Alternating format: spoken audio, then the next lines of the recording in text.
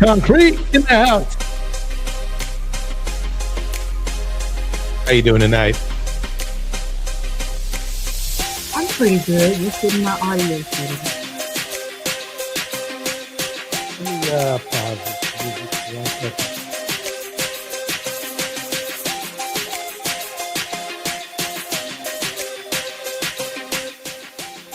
Can you hear me okay? Huh? You hear me okay? Oh yeah, you sound good. You sound good. Yay. All right. About to start this ladies' night. First, let me play that new beat. Hold on one second.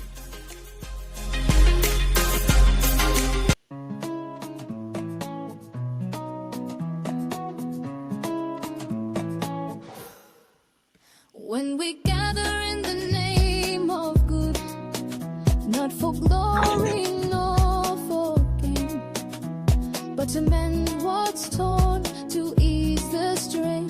The veil grows thin, the air turns still, and the ancestors come as they always will. They rise from root to ash and flame, calling softly each true name.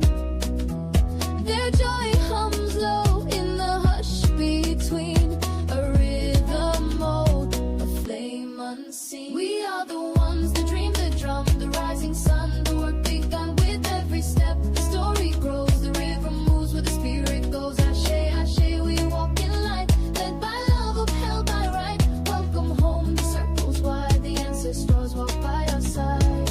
Welcome, beloved, you who move with sacred care, bearing dreams too bold to spare.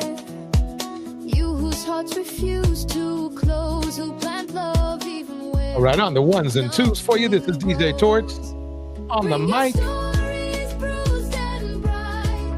We have Concrete Go. We'd like to welcome you to Ladies' Night.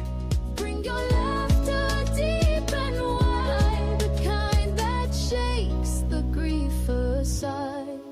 We are the ones that dream the drum, the rising sun, the work begun with every step. The story grows, the river moves where the spirit goes. Ashe, ashe, we walk in light, led by love, upheld by right. Welcome home, the circles wide, the ancestors walk by our side.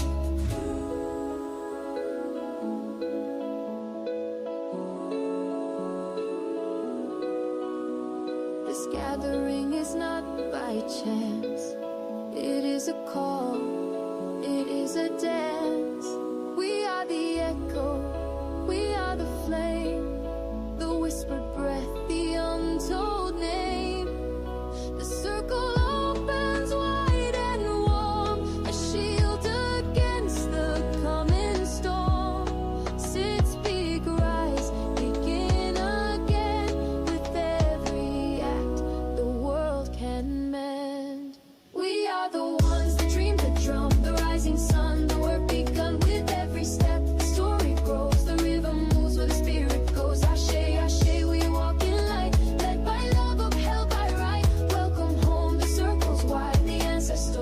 by your side. All right.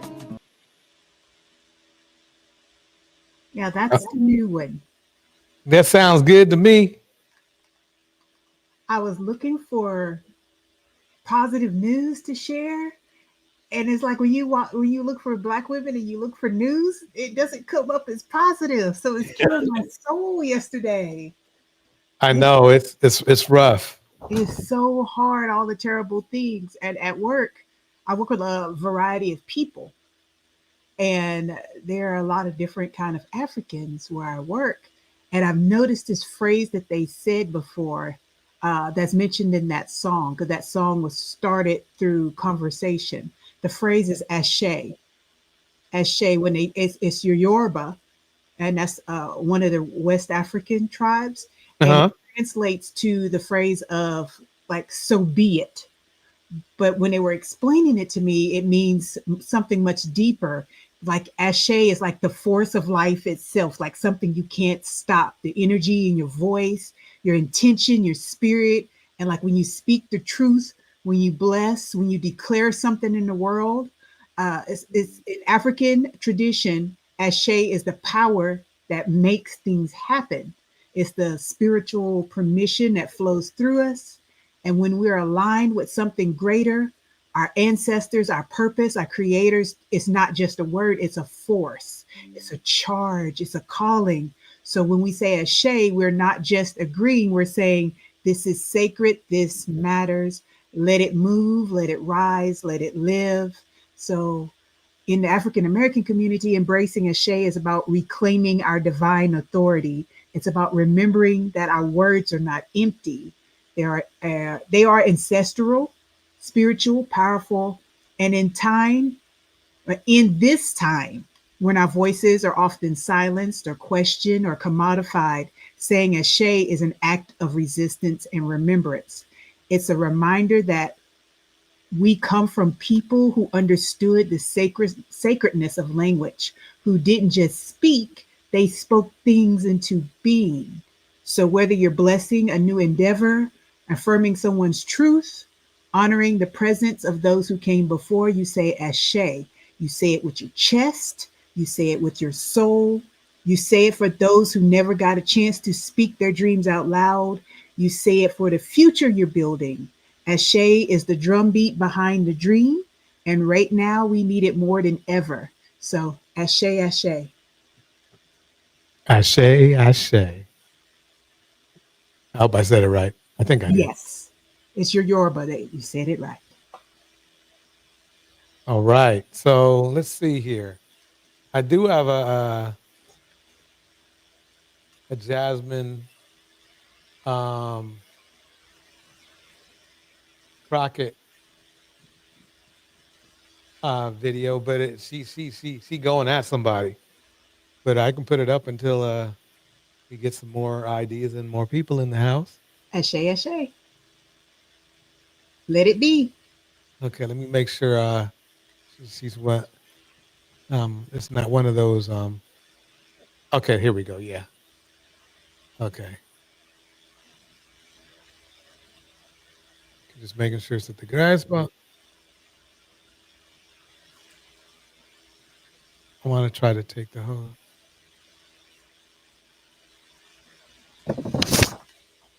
Okay. Wait a minute. Wait a minute. Wait. Okay. Hold on. Be right there. Oh, that's right. That's right. Okay. Here we go.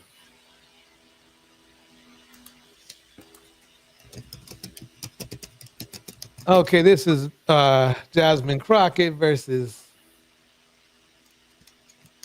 her.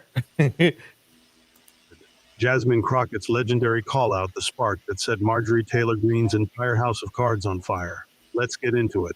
It is so interesting that I just learned today at 44 years old that the Republicans are going to be the ones to save women. The same Republicans that have been, say, for women's reproductive acts, or the same Republicans that have stood for the Equal Rights Act which would hopefully get women to equal pay, or the same Republicans that just this Congress voted for the SAVE Act, which we know would disenfranchise women from even being able to vote. But let me tell you, they are our saviors. And so I am so happy to be here today, because otherwise I would not have an idea that I had a savior in the Republicans. Congresswoman Jasmine Crockett delivers a masterclass in political sarcasm and sharp critique, using her platform to dismantle the false Republican narrative that they are the defenders or saviors of women. Standing firm in her role, Crockett exposes the deep hypocrisy woven into GOP talking points, confronting their track record with biting precision. She frames her remarks with cutting irony. At 44 years old, she says, she's apparently just now learned that Republicans, yes, those Republicans, are the heroes of women's rights. This isn't just a rhetorical jab. It's a direct confrontation with the conservative legacy of opposing reproductive freedom, stonewalling the Equal Rights Amendment, and pushing legislation like the SAVE Act, which would make it harder for many women to even exercise their right to vote. So let's also talk about the fact that it's only been 100 days, 100 long, terrible days for anybody that absolutely believes in reality. Because what we know is that they have terminated staff responsible for enforcing federal protections against sex-based discrimination. Sounds like that's pro-women. Or they've cut funding for domestic violence survivor services. Sounds pro-woman to me. Or they've prohibited funding for research affecting women's health. That definitely sounds pro-women to me. Essentially, they closed the Department of Education's Office of Civil Rights. Again, sounds like they are fighting for us. And instead of providing oversight over these actions, congressional Republicans have been working to execute one of the most aggressive anti-women legislative agendas in history. And yet they're here today trying to convince the American people that discriminating against trans people is somehow the only way to protect women. This hearing has nothing to do with improving government efficiency. It's another attempt by Republicans to distract from their demonic and disastrous policies that are making it more difficult for Americans to make ends meet. So Crockett takes the floor, not What do you think? What do you think about what she just said there? That's my homegirl, Jasmine, representing Texas, and also the D9 and for I hear that. our Greek letter people. But I mean, she just telling people about themselves and they can't take it. She's keeping it real. A lot of folks aren't mad that Crockett at Jasmine Crockett because of how she really says things. They're mad because she's a black woman and she's saying those things. Because if she were white or a man, the backlash wouldn't be nearly as loud. We've seen white male politicians say worse and keep their status, their money, and their power. But when a black woman speaks up with the facts and fire and zero apology, she's labeled angry, unprofessional, and too much. Bars. with dry data or hesitant language, but with fiery precision and moral authority. She lays out the facts bluntly. Republicans have dismantled the staff responsible for upholding federal protections against sex-based discrimination, a direct betrayal of women. They've slashed resources meant to protect domestic violence survivors, again betraying women. They've blocked research funding essential to advancing women's health, a repeated pattern of harm. And perhaps most damning, they've effectively closed the Department of Education's Office of Civil Rights, choking off the very mechanisms meant to ensure equal treatment. But Crockett's genius isn't just in laying out the damage, it's in exposing the strategic deception. She calls out the Republican playbook for what it is, a relentless focus on culture war theatrics over real governance. Instead of owning up to their record, Republicans have pivoted to scapegoating and fearmongering, weaponizing trans athletes. Let me go forward. Let's let Jasmine cook. Here we go.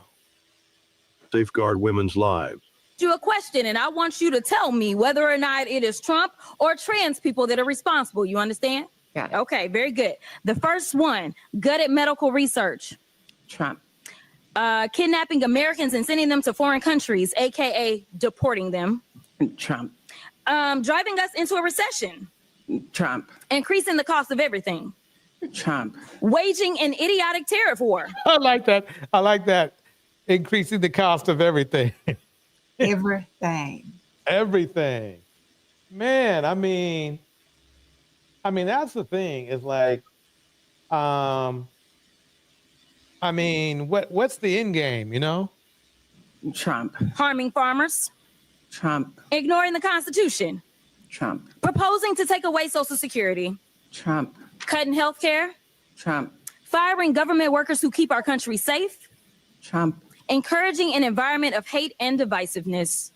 Trump, 88,000 in Georgia, 3, 68,000 in Missouri, 7, 79,000 in Tennessee, 2, 86,000 in South Carolina, 4, 50,000 in Texas, 04, 85,000 in Texas, 27, and in Georgia, 14, 111,000. And if you add that up just on this committee, we have 606,000 kids that are relying on us to do right by them. And instead, we playing these crazy games because we worried about 10 trans folk that are in sports right now in college. I wasn't elected to be engaged in these fights. I was elected to make sure that those kids, the kids that they are about to neglect with these terrible votes that they're about to take, I was elected to protect them and to make sure that they could grow up and have all the opportunities. But let's keep on track. Jasmine Crockett didn't just shred Marjorie Taylor Greene's lies. She obliterated them, leaving Marjorie visibly shaken and seething. You could hear the fury rising in Marjorie's voice as she desperately tried to cut Jasmine off, her words laced with irritation. Yeah, I mean, Marjorie is I mean, Marjorie better watch it when she starts a trans conversation, because she looked like she got, one too many, XY, whatever they call it, genes, the male genes. She is not, you talk about a masculine woman. There you go. I think it's just her character.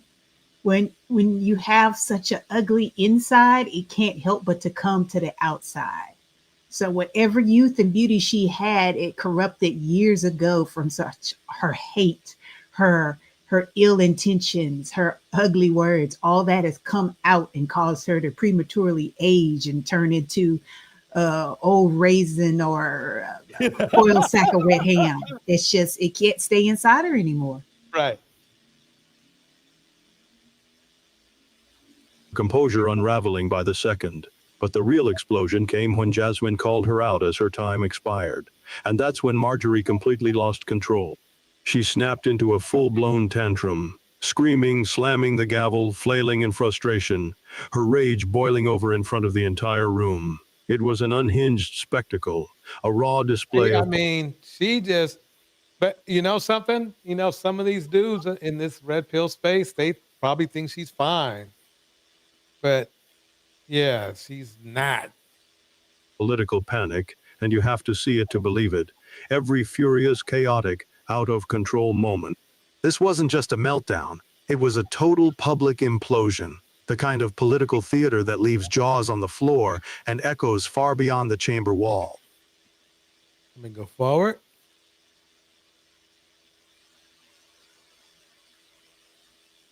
What is this guy saying? And the firepower doesn't end there. This subcommittee is packed with Democratic stars like Greg Kaiser, who took his turn unleashing a devastating takedown of Marjorie and the conspiracy-soaked circus she props up. What unfolded next wasn't just a hearing. It was a full-scale political showdown. Buckle up, because this is where things get explosive. The Republican majority has called a hearing on anti-Semitism, and so I have some questions for my colleagues on the committee. Donald Trump said after neo-Nazis marched through Charlottesville that they were, quote, very fine people on both sides. If you condemn Donald Trump saying this, will you raise your hand?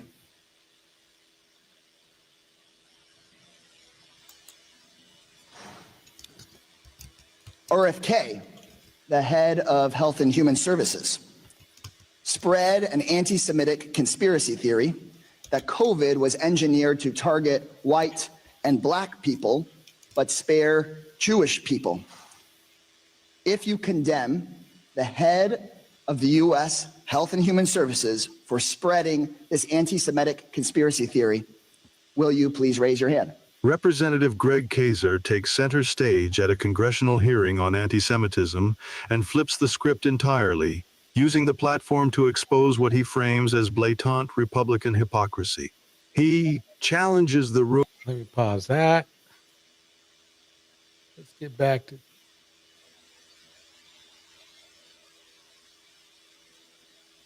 Where's she at? Where's she at? Okay. So Jasmine is not perfect, but she's trying to be for people. And you Right. can't really say that about a lot of people right now that's in politics. But it's not just about the politics. It's about who's allowed to lead out loud and who's expected to stay quiet. And Jasmine calls out that hypocrisy, the racism, the injustice without softening her blows. And for some people, that's more threatening than the truth that she's speaking. So, yeah, she's catching heat, but really, let's be clear, the heat isn't just about her words, it's about her presence. Exactly. I couldn't agree more. Here's a nice little clip I want to throw up real quick. Here we go. My wife and I are going on a trip, and she asked Wait, let me pause. Let me make sure the volume's all the way up. Okay. me for help picking out what outfit she should bring. And I told her that was a mistake because she could walk out in a garbage bag and I'd still tell her to pack it. Now, this first outfit, when she stepped out in this, I was plotting a whole date night. Late night dinner, soft jazz, dim lights, the whole vibe. I told her to bring it, and I ended up rating it a Google out of 10. That's a 1 followed by 100 zeros. Now this next outfit, it looks amazing on her. I could see it on a beach date, maybe somewhere tropical. I'll tell you, if looking good was a crime, she's guilty. Guilty, guilty, guilty. Now I really wanted her to bring this outfit, so I ended up rating it an infinity out of 10. And I have absolutely no clue why that do not bring option is even available. Now she has no business looking this good in this next outfit. I really like that it's simple, has a simple design, but it looks so good. This dress is hugging her like a guy jealous of the last dress. I wanted her to bring this one too, and I ended up rating it a Googleplex out of 10. I know what you guys are thinking, these numbers are so low, but I keep getting distracted. Now this next dress, I really like this dress. It looks like. Let me pause it right there. So, what do you think so far? What comes right to your mind? I appreciate her fashion sense. That's the first thing I've noticed. Like he's appreciating it, but I'm pretty sure if he's part of this, maybe he funded it. But her sense of style to embrace her body is right on. And her complexion is so dark and rich. When I was younger, I was told not to wear bright colors because I was too dark. And that's just some internalized racism from my own people, from outside Mm, people trying to keep mm, the attention away from the natural beauty, because when you usually see dark skin, it's usually clear and blemish free and looking beautiful against all colors, especially when you get your whites and your ivories and your golds. It's just kind of like it's a presence of nature. And I love that she has embraced this in her personal style. And like he said, it's real simple, but everything is just popping. She knows her body type. She loves the color. She's carrying herself with confidence. She's carrying herself well. And he's appreciating, and I can appreciate that. exactly. Boom. Um, I really wish. I mean, the thing is this though, is it seems like if he keeps this up, he's going to be called a simp. But I love what he's saying. I love the what seems to me to be a very honest appreciation of his wife, and I really feel that this is what um a lot of people should strive for. A lot of these are the kind of relationships you should strive for, not the what would you call it, the misogynistic, controlling kind. It's just like you can tell he doesn't mind that he doesn't mind that she has her shine on, if you know what I mean. Yeah. Um, he doesn't mind being in the background. He doesn't mind, um, you know, um, as they would say, in pedestalizing her. There's nothing wrong with that. You know, the key that are you both treating each other well? That's what's going on. You know what I mean? Yeah. If you want to call her arm candy, she is a chocolate delight over there. I mean, all these dudes that might be calling him a simp, I can pretty much guarantee you they cannot get someone like her. No, no. And judging by the design of their house, and that is, truly believe their house. Number one, it's giant, and number two, they have both have fashion sense because I don't see anything out of place up in there. Everything is cool.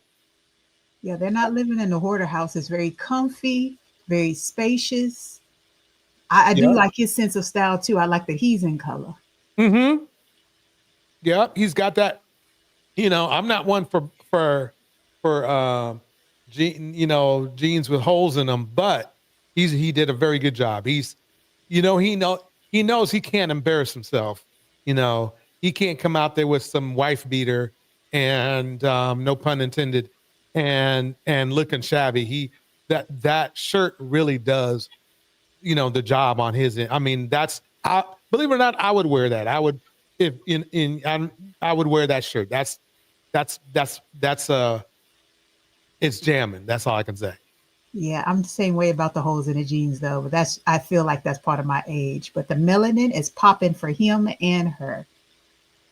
Very much so. Very much so. Shout out to Brina West and Miss Alto in the house. Good seeing you.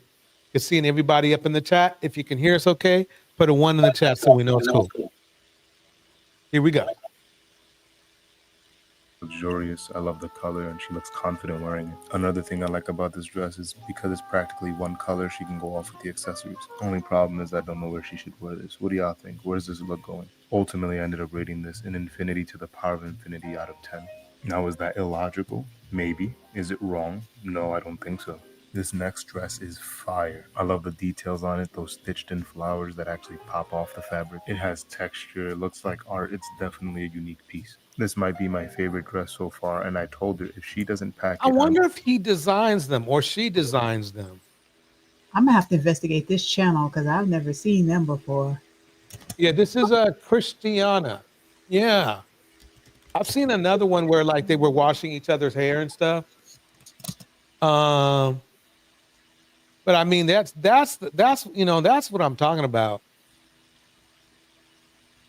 I think she's taller than him too. I'm 100% putting it in my luggage. I mean, look at her. You look good, mama. I think this dress is really luxurious, like it belongs somewhere with a live band. That's why I rated it in an infinity +1 out of 10. Now, this dress right here, this one, the one you see, this dress you don't just put on. Now, my thing is, if you cheat on her, there's something wrong with you. There's something wrong with you. You need to check into an asylum. Tiffany Jackson in the house. It's good seeing you. On the stage, everybody. Concrete Ghost. She will be the host. I'm just having a conversation right now. Let me drop the link just in case somebody else wants to come up. But we're just having some fun up here. Yeah, we are celebrating this melanin because we're giving the flowers to the undeniable truth that bold colors, even white, was made full of melanin. It shines so effortlessly in the vibrant shades and is reflecting the light, it's creating contrast and amplifying the hue.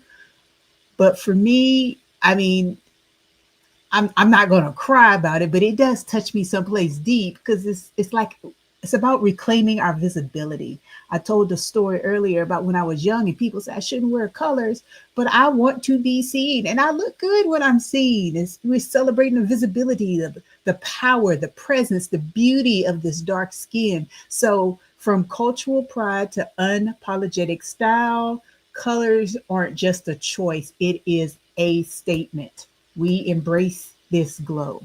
I'm loving this. And leave the house and walk up the block. No, this dress must be planned. The structured top, the way that it falls, she looks beautiful. Look at the hair. Wow. She looks absolutely stunning in this dress. So much so that when I tried to rate it, I ended up getting an error and I told her to bring it anyway. And that concludes my job for the night. Payment comes in the form of kisses and I will be collecting expeditiously. And please let me know what y'all think. Were my ratings fair or am I just hopeless? Oh man, yeah, I love that one. Yeah, I ran across this a little while ago and I said, you know something? If more men act like this, more women would be happy. And more men would be happy. Yes, yes, You know? yes. She's the kind of softness that you can tell holds strength, like shea butter warm between wise hands, smooth, radiant, and deeply nourishing. she doesn't just walk into the room, she is blessing it. Mm. Thank you for bringing her to bless us tonight. I will be looking into that channel. Oh, most definitely. Most definitely. Let's see what else I got up in here. If anything comes to mind, I can look it up. So just, we can freestyle if need. Let's see.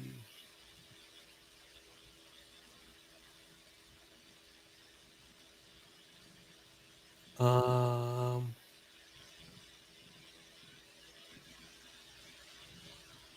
what do you? Okay, let me get a little bit interesting.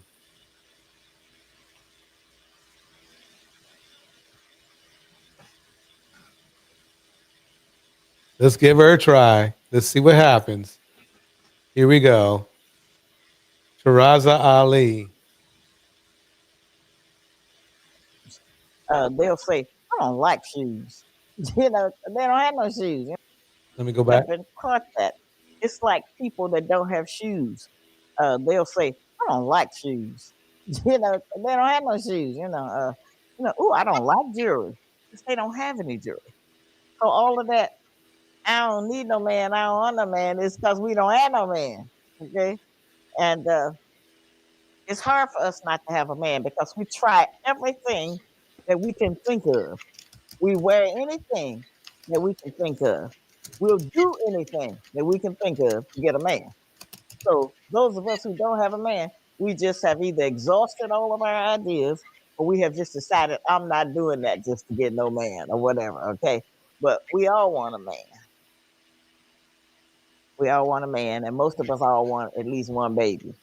Those are things that we do want, and we still are laboring under the misinformation that if we can get a man to get us pregnant, that we'll have some kind of hold on him to control him. I don't believe that's true anymore. I think if anything, the coin has flipped. I think more men these days get women pregnant so they have a place to stay. Quite honestly, I mean, it's actually sadly and destructively and strangely a genius move because the mother of your child's not usually going to kick you out. So the odds are, at the very least, is that for the rest of their in the thinking of a lot of these men is for the rest of their life they get to control that woman that has their child. They truly do. And if they don't get to control or they find losing control, a lot like how DDG had behaved and also Future had behaved. If you notice, when these women try to elevate themselves, you really notice that these men started to feel to really try to throw shade on their glow, whether it was when Ciara, got together with Russell Wilson. He should be happy for her because he should be happy for her, and Future should be happy for himself because that's one less mouth that he wasn't feeding that he has to worry about feeding. But it I seems wish like there was a more lot guys around for us to have more thoughtful and honest conversation about it. Because I mean, I can't speak for men, but I've known being a woman and knowing women. I think it's part on part, both sides. Mhm. I see with men that they are objectifying women as a possession. So when Right. they have that child with that woman is their possession. But as soon as that woman don't have an interest in that man anymore, the man will act to the detriment of his own children just because he doesn't have access to that woman anymore. Bars. And women, I mean, in some communities, being partnered is seen as a form of validation, security, or belonging.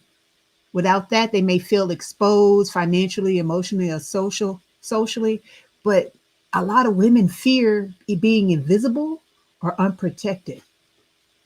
Validation, someone wanted me. Security, someone will protect or provide for me. Belonging, I have someone. I mean, those three things drive a lot of bad relationships. Because if you can't provide these things for yourself or be secure, then you try to find it in someone else, and sometimes that someone else is just not worthy of the time and the effort. Absolutely. Let me see if I can get the right setup here. Let's see. Oh, I think I like.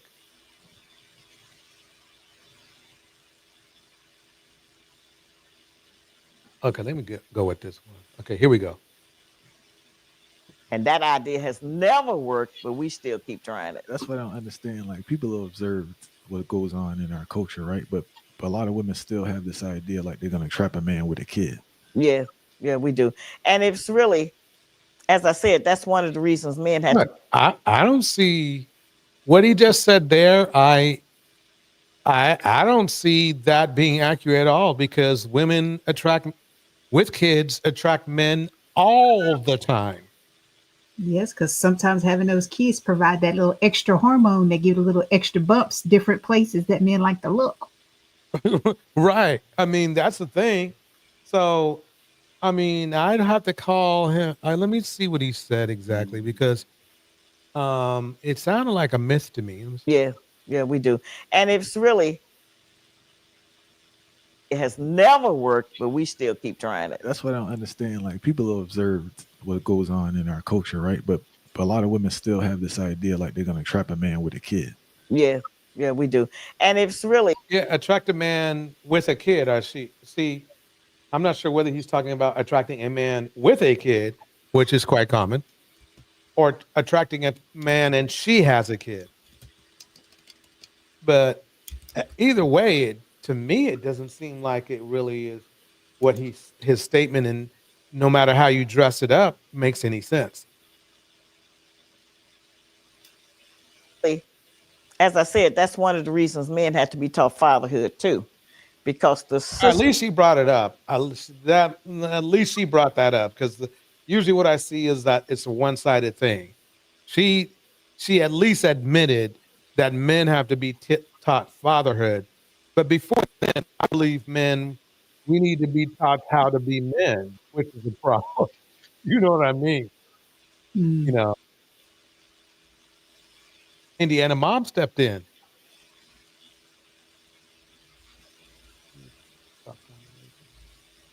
But that's what I mean. You have to be a man first before you can be a father, in my opinion. I just don't think there's any other way you can do that. And I think, at least the way I feel about how men are moving right now, is men think being a man is just being sexual. With And so many women being empowered now, they're feeling a sense of loss because women are gaining a more of a foothold in equity and equality. And men are feeling that as a loss because they used to have everything for themselves, and now they have to share some of that light with women. And they're reverting back to that red pill alpha wolf, which has been disproven. That alpha wolf, alpha male stuff has been disproven. There's no such thing as alpha wolf in nature. They're going back to the animalistic instincts, though, that like prehistoric people used to have. Men are big, protect women, women stay home with children. They're trying to embrace that so they can gain back some of what they lost, what they feel they've lost the power. So they're embracing that traditional conservative stuff as if women can't be more than a baby maker and a home taker care of. That we have practiced in this country is that when you quit the woman, you quit the children too. Okay. And because the rules of child support, are so damaging to our men. If, as an example, if a man is making $2,000 a month take home pay, that's realistic right here today. Okay. And if his child support, if he got 2 or 3 children, or 2, 1, whatever, his child support is $500 or $600 a month, and his rent is $1,000 a month. See, so see, okay, and I see where she's going. But whose fault is that? It's not like the problem I have with the argument she's trying to make is that all of a sudden, the child support train comes through that's just like out of nowhere. Everybody knows the math. Child support's been around for at least 100 years. So you know it's around, you know it's in the system, just like if you speed, you'll get a speeding ticket. So the best way, if nobody wants to pay child support, if a man doesn't want to pay child support, then don't have any kids. And if you want to have a child, take care of the child, and you won't have to worry about paying child support. I don't understand the confusion men have though, because they were responsible for supporting the child when they was in a home. I mean, are they saying that being in the home would cost less to support those same children versus being out of the home? I don't understand. Exactly. I mean, the thing is that's why I feel relationships are so important, because to me, I think a lot of times it just feels like that. A lot of well, I know as a parent that a lot of men, they might like being around somebody, but they really don't necessarily like that person. They like what that person is giving them, whatever that might be. Control over, they're controlling. I mean, they have control over the person. So that's like a value to certain types of men. Um, you know, sex whenever they want it. But do you really like that person? Do you really like that woman? And I don't think a lot of men ask that question of themselves. And obviously in certain spaces they don't, because they're asking, the first thing they ask a woman, the most popular person, I won't say his name because I promised myself I'd stop talking about him so much, but one of his first things to do when he had a woman on the show was, so how would you rate yourself from 1 to 10, and you can't use 7? What kind of lead in is that? I mean, that merely takes the whole thing to a superficial level right off the bat. And a lot of men, I think they live in that world now and they don't understand. And I think it's gotten to the part where they really don't know they're being superficial, because that so much time has gone by that looks has been valued so much that they don't understand. A lot of people don't understand, both men and women actually, that when you focus on looks, you're very well might be giving up happiness. Let's just put it that way. And it says something about the man.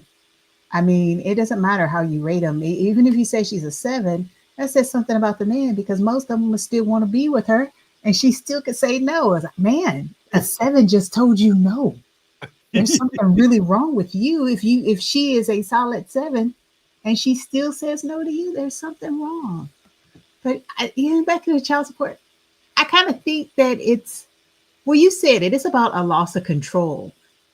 I hope men don't hate supporting their kids. I think they hate being forced to support their kids, and that they start recognizing the value of the mother, things that the mother did while they were in the home, the running to the pharmacy, taking them to school. I mean, that those things had value when he was in the home. And child support, I mean, it just covers the absence of the second parent in the home.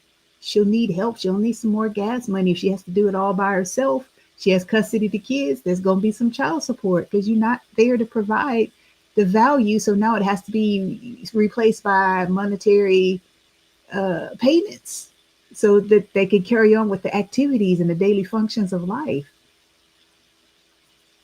Very well said. I mean, the major concern I could see is that it just popped in my head. If a man is forced to pay child support, and Look at this clown. This is kind of funny. I won't call it.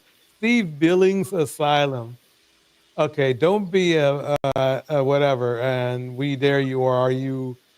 Let's see. I guess he's talking to me because whatever. But anyway, yeah. Hey, he better watch it. I roast them all. But anyway, let me get back to the show. Um, this is why I believe a lot of men don't like paying child support either. Number one, there's the obvious reason that they want to spend the money elsewhere. They don't want to spend it. There are some men that just simply don't want to spend on anything on their kids. They feel that's just how they are. But then there's number two.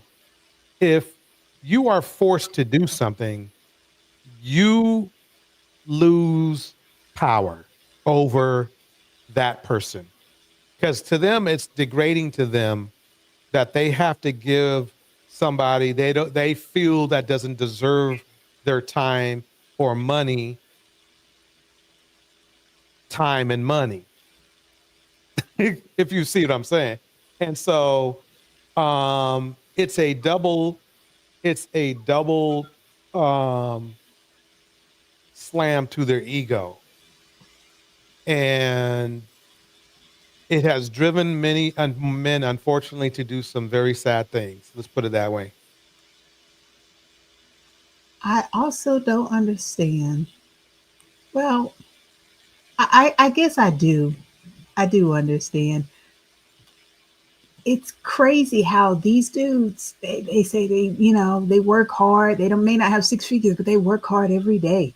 They work hard every day and they have to give it all up for their children. Okay, whatever you do, bless this honest work. Who told you to have all those kids? Boom. There it If is. you a bus driver and you don't make a lot of money, why do you have 5 kids? Why do you have 4 kids? Who did you think was going to support them? Thank you.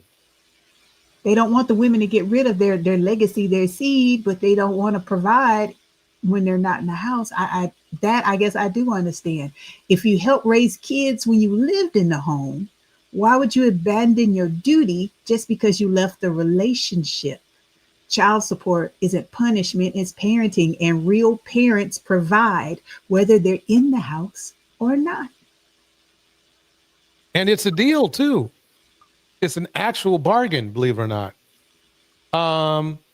Some men, they'll have like 2 children and pay $300 a month.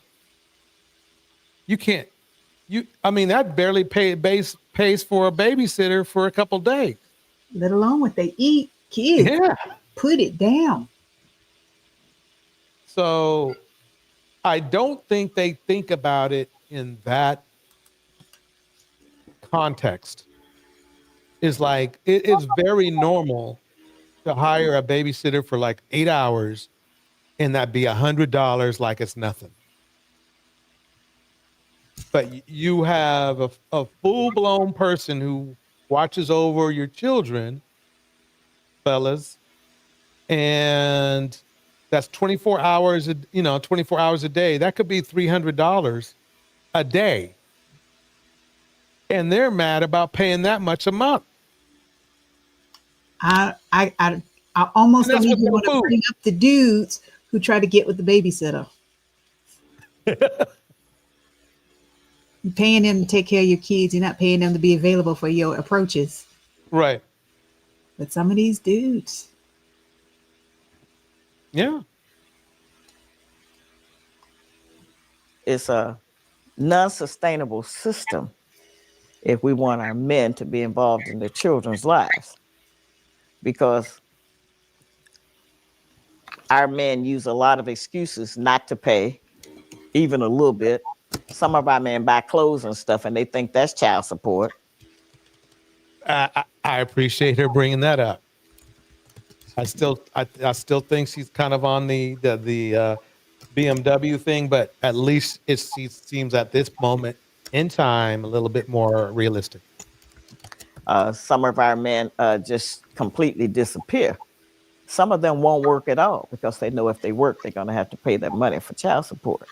So that is one of the ways that we kind of get you back, because there are other ways to do that that would keep you out of the system and you all would be able to co-parent. However, we need teachings on how to co-parent. I was going to ask you that. We don't know how to do that. We don't know how to cohabit with each other. Okay, so we don't know how to co-parent. Anything that's co means No, I think it really goes back to if a man has to learn how to be a man first. And I mean, if we're the leaders, if we're per se the default leaders in this society, then obviously we should take responsibility for our own actions and our responsibilities for what those actions might result in and act accordingly. And I think that would solve a lot of problems.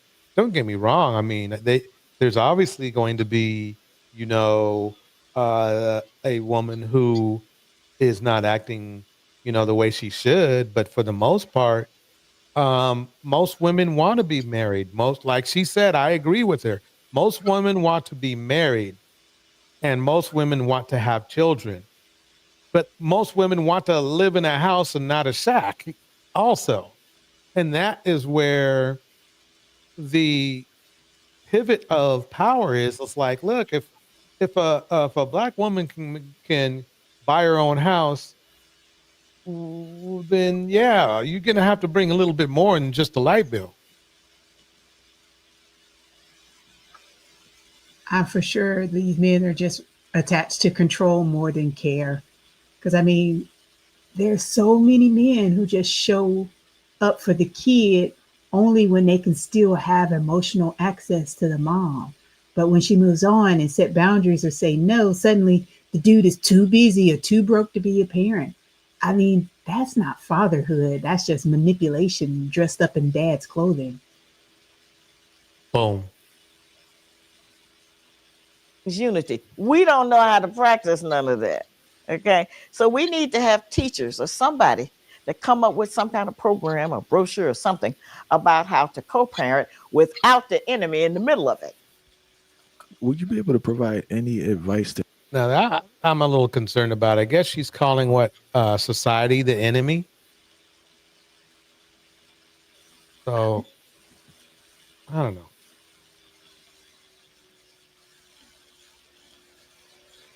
To anyone in regards to co-parenting, because people seem to just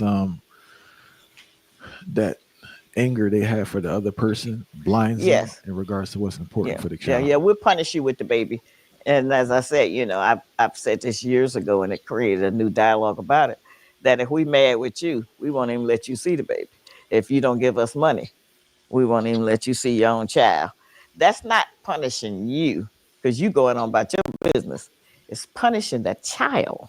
That's who's being robbed in the situation. And as an example, I've noticed a trend that when you hear the white women getting pregnant on television and so forth, they'll say, "We pregnant."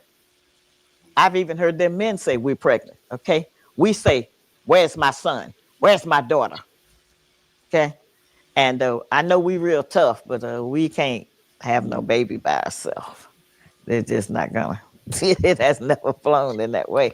So I think that that's something that Wait we a can minute. do by ourselves. Okay. And I know we real tough, but we can't have no baby by ourselves. They're just not gonna. It has I mean, never. I'm confused because that's been women haven't been having babies by themselves since forever. Yeah, as long as you get the genetic material, if daddy gone, daddy gone. Yeah. Yeah, that was interesting. There's two things she said that struck me though. The involvement, and she called out like the after school program and the teacher, whatever. Now, parents, it requires parents to do parenting work.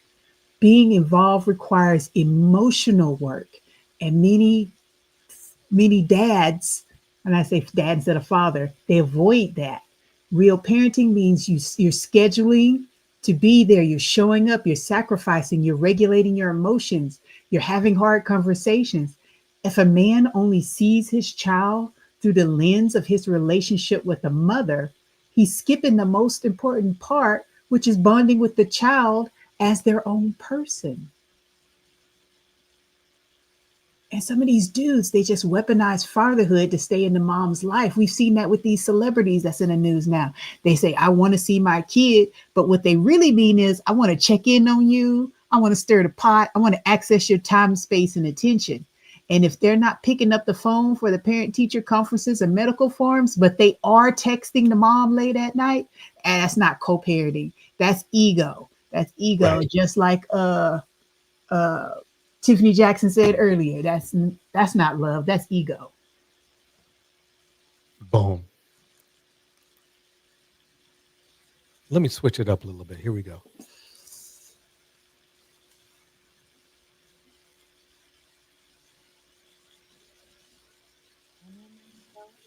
Operating in the fullness that I could at that time and at that space.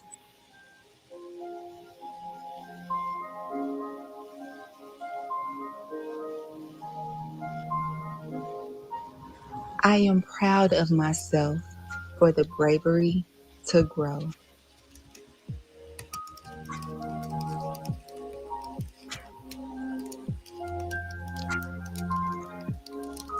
Wait, I'm worried about the music. The music might get caught. Let me stop that one. That one of let's see where is that at.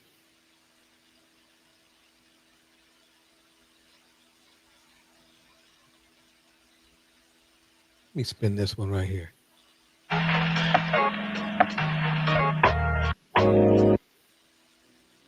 Thank you, God, for a new day. It's another chance to live in my purpose. What a beautiful morning. I am well rested and vibrant. Today is the day. I'm ready to rock this day. I am grateful for my home, my bed, a hot shower, and an able body. I am grateful for life, health, and love. I'm grateful for the sun and fresh air.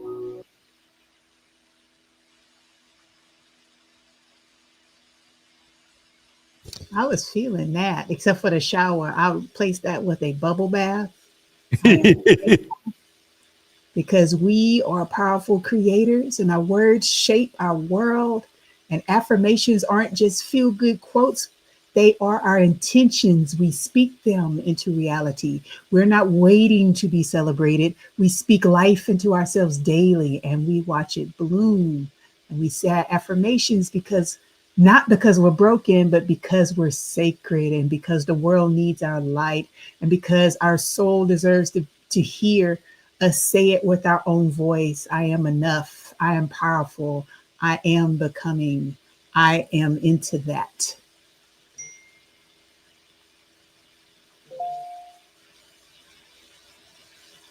Yeah.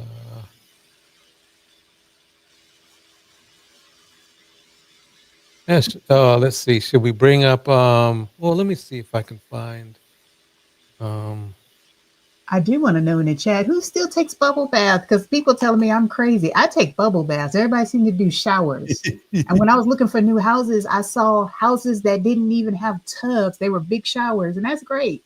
But I'm a tub person. Who else is a tub person out there? Anybody?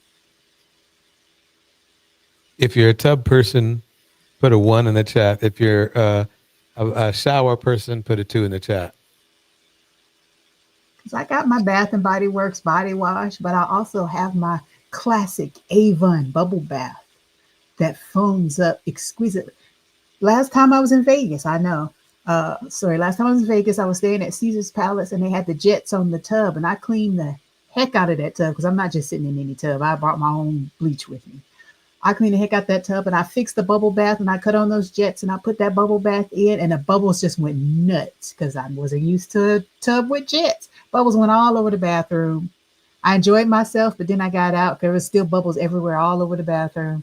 And I'm like, let me call housekeeping. So I call housekeeping and I jetted out that room because I didn't want to be there when they got there. You know, they cleaned that up and didn't charge me any extra for all them bubbles that was scattered all over that bathroom. Hmm. Wow, look at that. Wait, okay. Let me bring another black couple together. Let's see. Not that one.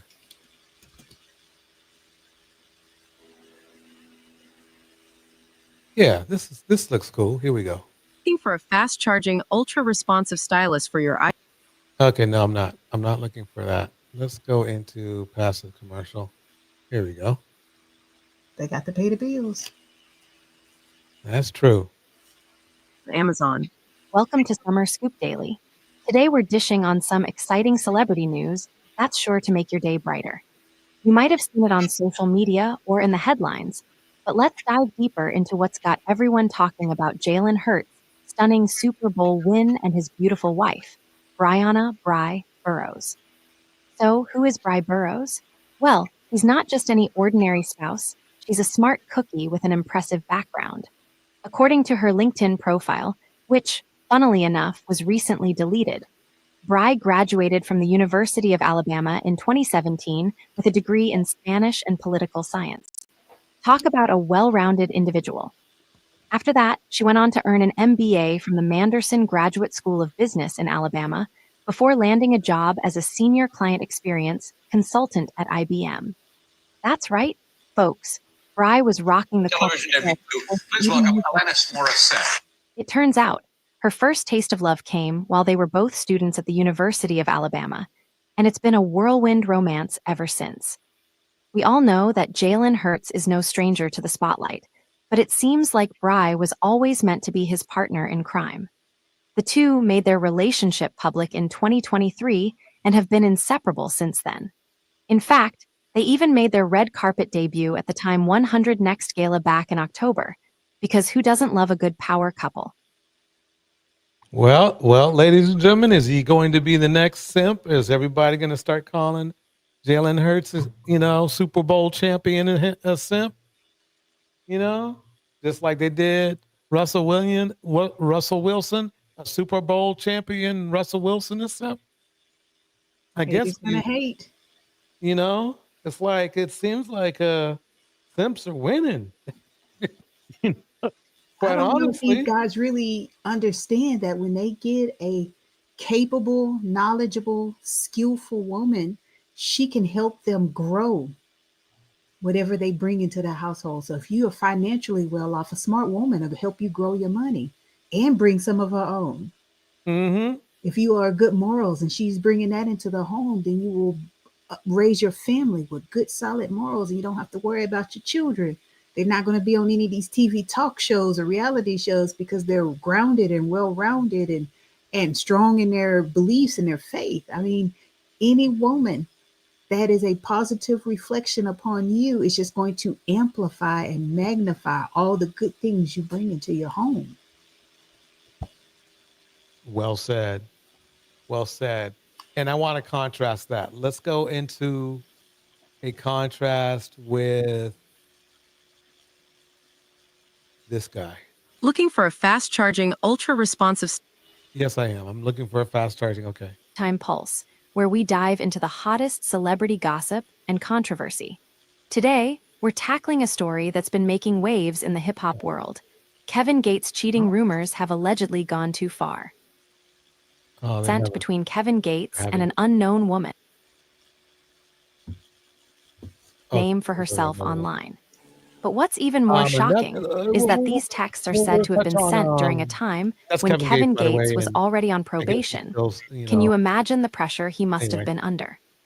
Now, we know Kevin Gates has always been an outspoken advocate for his faith and family. I heard there's, but it seems like that's not as important. Writer and director Tyler Perry is being sued by a former actor of one of his hit shows, The Oval, accusing Tyler Perry of SA. Uh-oh. Tyler Perry, what do you think?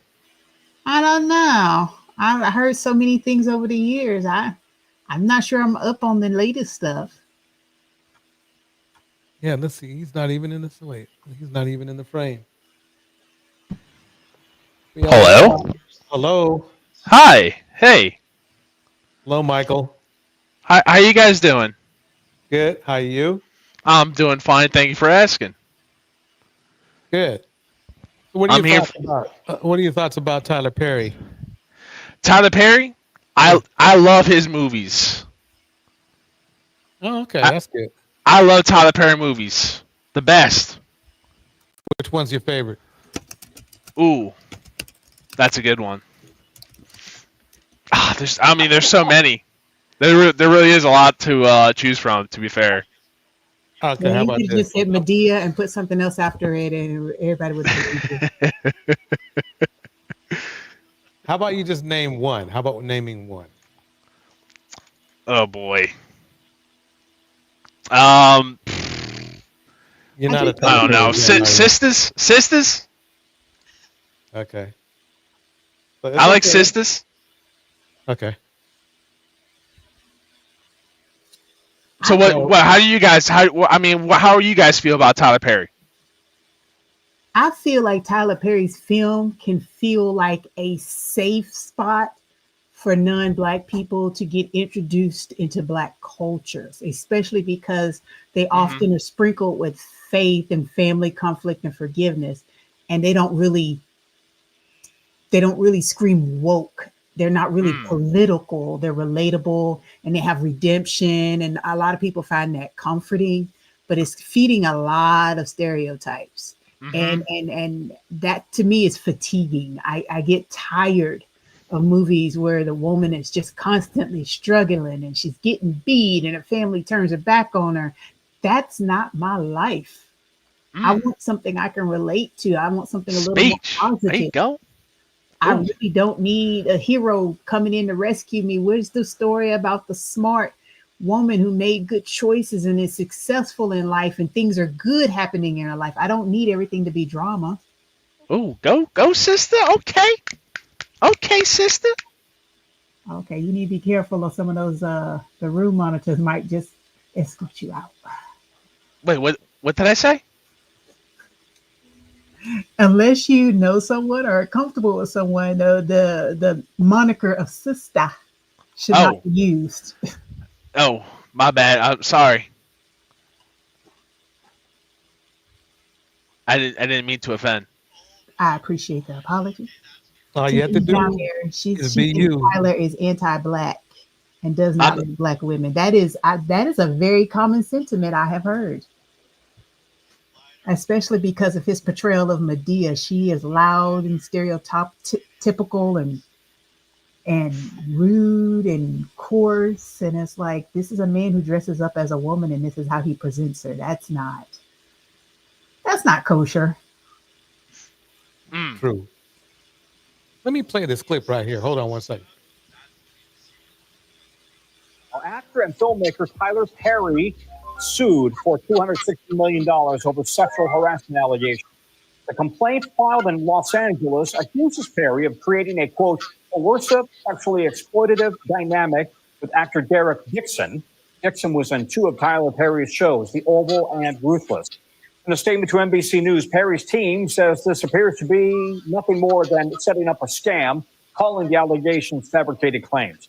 Let's bring in NBC's Stephen Romo, who's following this. Stephen, what more do we know about the allegations here? Yeah, Tom, just going through those allegations in this lawsuit seeking $260 million in damages, alleging sexual harassment, assault, retaliation as well.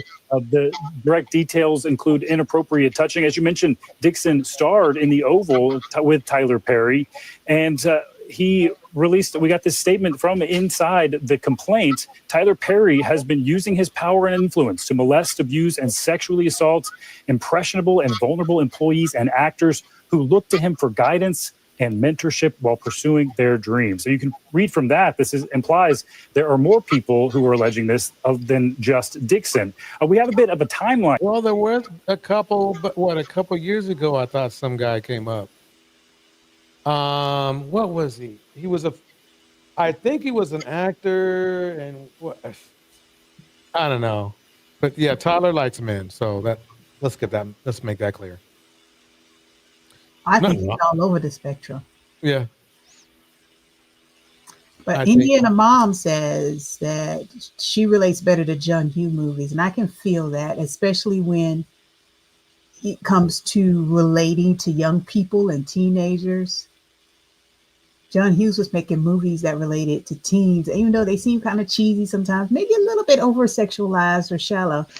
He gave voice to a time period for young people with real emotion and real awkward moments and understanding what it's like to be going through that time of loneliness and confusion and anger and love and trying to find your identity, all that. Yeah, John Hughes, he was giving us that.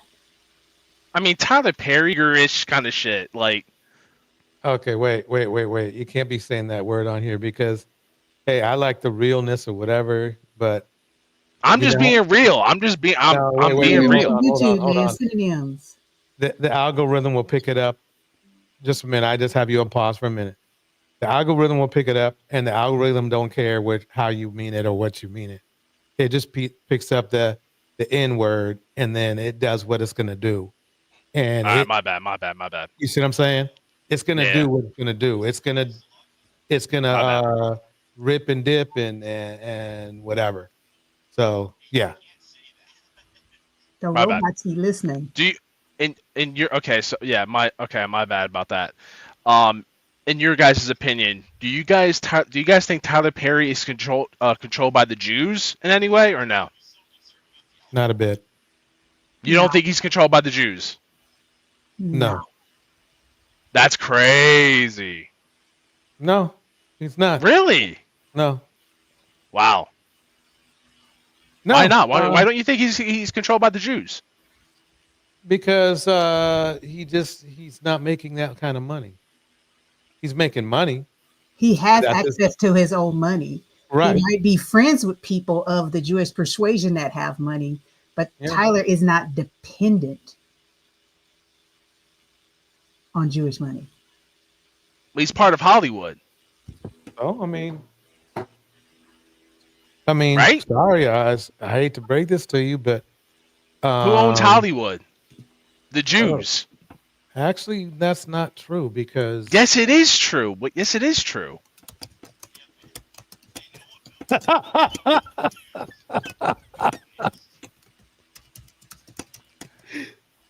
Okay, let's say it is true. So what?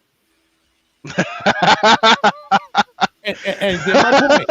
You're gonna like this one too. I mean, hey, if you're okay with that, then you know. Wait, Michael, hold on for 1 second, right? Mm-hmm. I'm a black man, right? When I go to like a fancy casino or I go fishing and I go to a river or something like that. I mean, don't white people own that, right? White people own it, right? Fishing? No. White people own like the United States, basically, right? Well, yeah. I mean, we built the United States. Good. Okay, you said yeah. That's good. This is my point.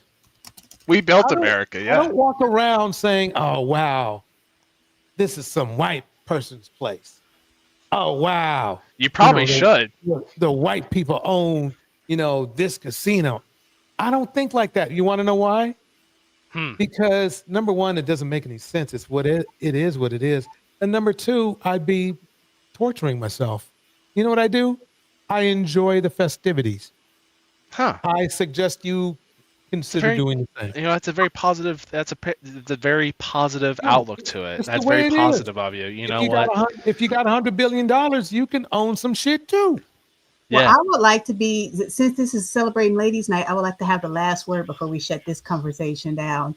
It's not, that wasn't the facts, man. That just wasn't the facts. It's just recycled and it's anti-Semitic nonsense. Yes, Jewish folks helped build Hollywood when they were shut out of other industries, but saying that they own it is not just wrong, it's dangerous. And that kind of talk feeds the same conspiracies that fuel the Nazi propaganda and the hate crimes. Hollywood is a global business run by corporations and all kinds of people. If you don't know about it's mostly run by the Jews. Go research it. So if you're still pushing that idea in 2025, you're not being edgy, you're being kind of ignorant. So that's the end of that conversation. It's being true. It's being facts. Ladies' night. Ladies' night. All right, ladies' night, and I feel all right. It is ladies' night. Oh, what a night. You like that? That really was off key. That was not off the beat. That was not off the beat. That was on the beat. It was That off was key, on but, beat. you That was know, not off the we beat. being That was polite. on beat. That was on beat. Okay, take the bridge I got then. it. You gotta I had take to the mute bridge. him for a minute. I had to mute him for a minute. Oh man, okay. So yeah,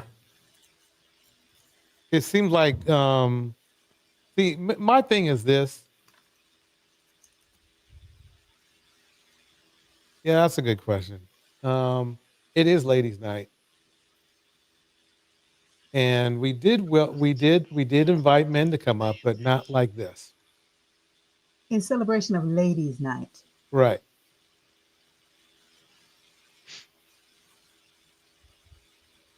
So how do you guys feel about Iran and Israel right now? Not ladies' night. Damn. All right, okay, when's political night? Can I come back another night? Subscribe to the channel. Subscribe to the channel and look for I'll him. I'll subscribe. All right. Night. All right, I'll look Turn for on your all right. notifications Okay. so you won't miss it. I won't miss. All right, thank you. I'll come back another night. Thank you. Thank you for allowing me on here. Subscribe. You have a nice Tell all day. your friends to All subscribe. right, you guys have a good night. Take care.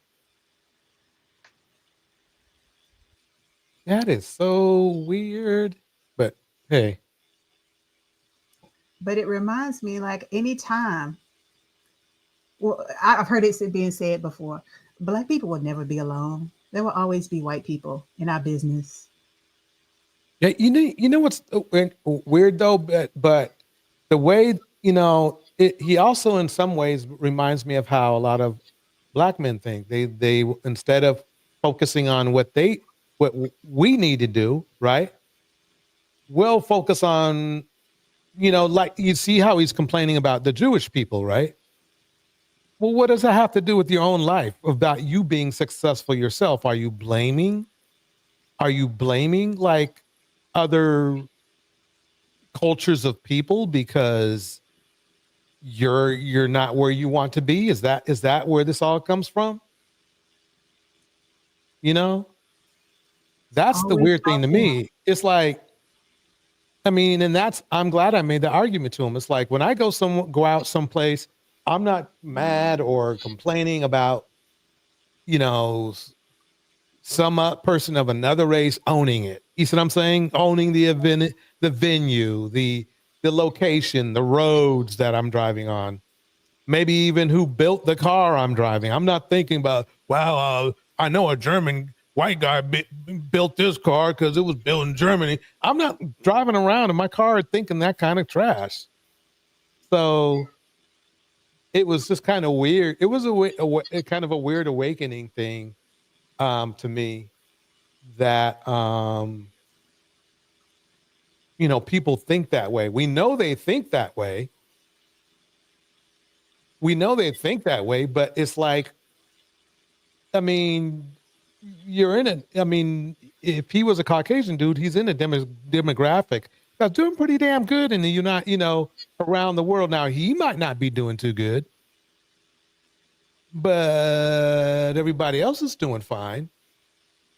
I mean, he's obviously getting the opportunities he wants to get if he wants to, unless there's something wrong with him that ruins his opportunities. But he has to understand that's on him. Those are things that he needs to learn to get around.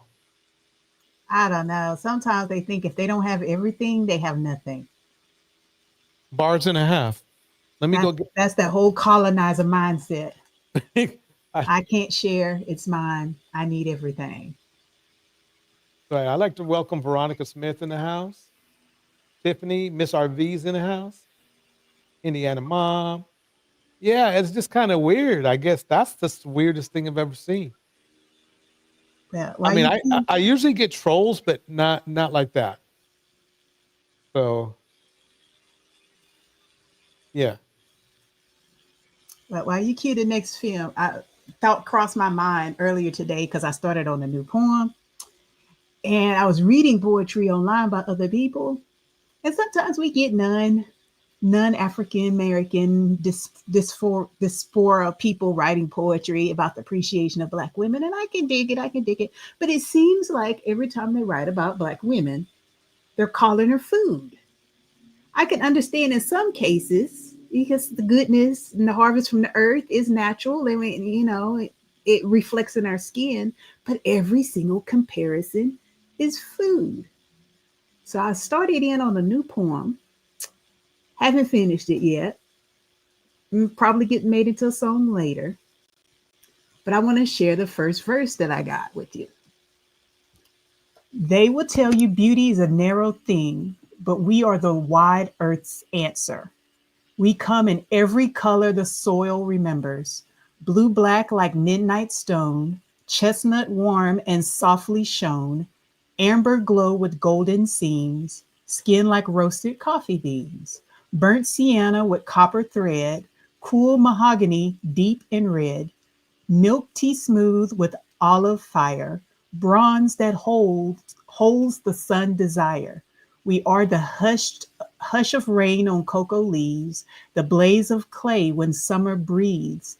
Every shade is sacred ground, every hue a drumbeat's sound. Bars. Because I started thinking about it too, and I was going towards food again. That was cool. But it's like, what are we? We are either black as night, dark chocolate, milk chocolate. Mm-hmm. What else do they say? Coffee, cocoa coffee. And that's like there's so many other beautiful things in the world and every shade. I mean, if we actually started making a list, there's so many different shades. Like that first video where the wife was modeling her clothes. She was aglow with the cocoa butter and the shea butter. She was just divine. And I wish more poetry reflected that, more stories, more art reflected that. We need to see more and more of that. Yeah, I agree. Let me go ahead and spin this up here. Here we go. Let's start with you. Our most important philosophy is that you can't really know or understand love unless you have deprogrammed yourself on what you could possibly think love is, and you have embarked on a serious ass self love journey. This means being committed to knowing and understanding who you are, what you were taught about love in your childhood, what you like or dislike, being transparent with yourself about your strengths and weaknesses. There's really no way of getting around this because we were taught to focus more on the external and what people show us and what we've been taught about love. And we spend so much time focusing on other people that we're not giving ourselves the opportunity to focus on us as individuals. And often we are projecting what we don't want, or we're really projecting what we don't like about ourselves onto others. What are your thoughts about what she just said right there? I think it is valid. I mean, projecting our negative traits onto others, it's a reason why a lot of relationships just don't work. It's not necessarily that opposites attract. It's we're seeing traits that we don't like about ourselves and the person that we pick to be with and still choose to be with them. It's like we know some things are unhealthy, but we still choose to engage. Maybe somebody But in a we have relationship has a better thought than I do. I don't. I'm single. Right. Dun, dun, dun, dun, dun, dun. Single, single. Life. I'm living the single Uh, life. Single ladies, clap your hands. Yeah.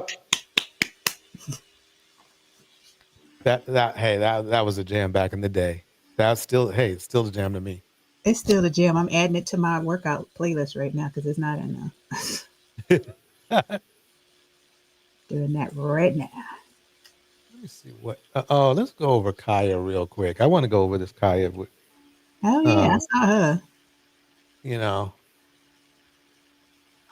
because it was really interesting to me how I'm bringing it up now, but how these men turned on her because they were all saying protect her at all costs and all this kind of stuff. They were really saying that. And now, as soon as she started complaining about taking, the abuse she was taking from a dude, their tune changed a lot. So let me go ahead and whip up that situation.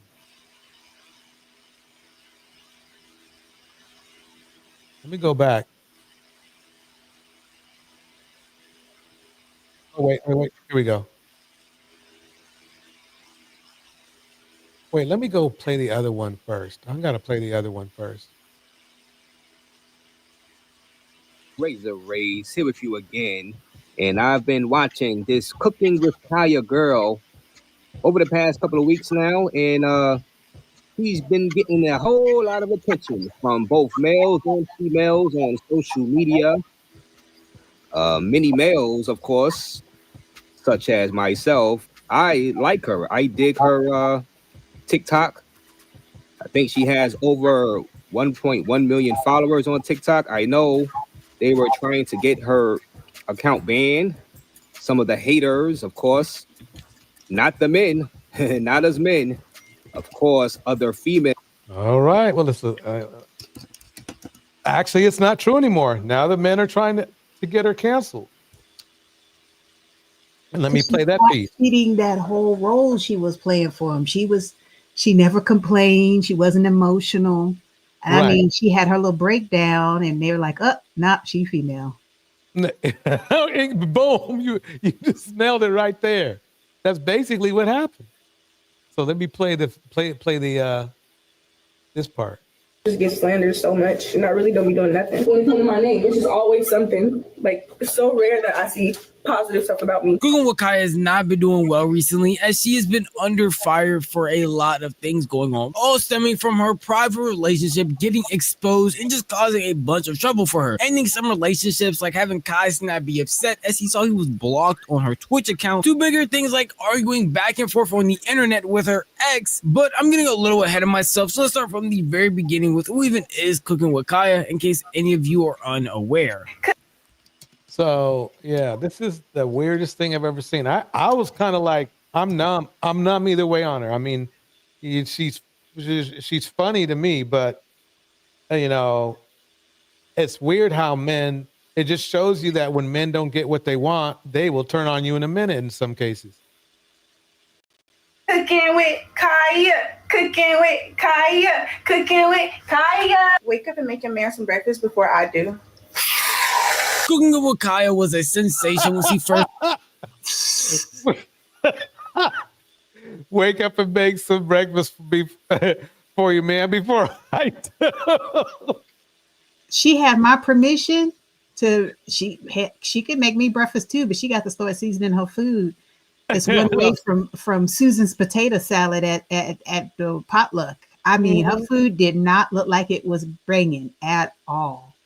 True. Kaya's. I actually went to look at her food thinking, somebody's recreated her recipes and it was something good. No. No, somebody handed her some Textjoy or something. Her food was still subpar. started making content. What seemed like ordinary cooking videos took a lot of people by storm as she added a more interesting element to her videos, that being her throwing it back or making slight jabs at women, saying that she could cook better than them or probably take their man with her food. This would cause her to be hated by a lot of women on every single platform. This caused a pretty big controversy for her, allowing her to get even more popular. More people were hearing her name, more people were making videos about her, whether it be on Instagram, Twitter, or even TikTok. And during that, she didn't really do anything too crazy with it. I mean, it just didn't. I just don't. I mean, I see. It's like, to me, it's like this. She knows she's. You could tell she's not really serious about trying to take nobody's man, because you would have heard some scandal about her taking somebody's man, right? But she's just talking smack, and it makes it should make you laugh. It should, and then for some reason, I don't know, but I guess there was some beef going on. I don't know, but here we go with what was going on. Then as soon as she gets a dude, right? She gets a man. Oh, and he treats her wrong. You know, I mean, here's the funny part. Men got to realize, if you're living at your girlfriend's place, you really don't have a right to tell him anything. You really don't. I mean, he literally got her boyfriend, from what I heard, literally got kicked out of some place. He got kicked out, and she let him stay there for a little bit. But I'll let her tell it. It's better she tells it. That to happen in the first place. All right, y'all. So basically, we for the people who don't know, we had a party, like we all went to like the club. Basically, I was dancing with the girls. Supposedly, he touched me, and I had no idea. Like, he touched me without me even seeing. So I was unaware of that until the chat started saying like his name, and I didn't know who he was at first, but he did just come up to me. He apologized if he did do it, which I'm not denying that he did, because I've seen like a clip or whatever, but he apologized for it.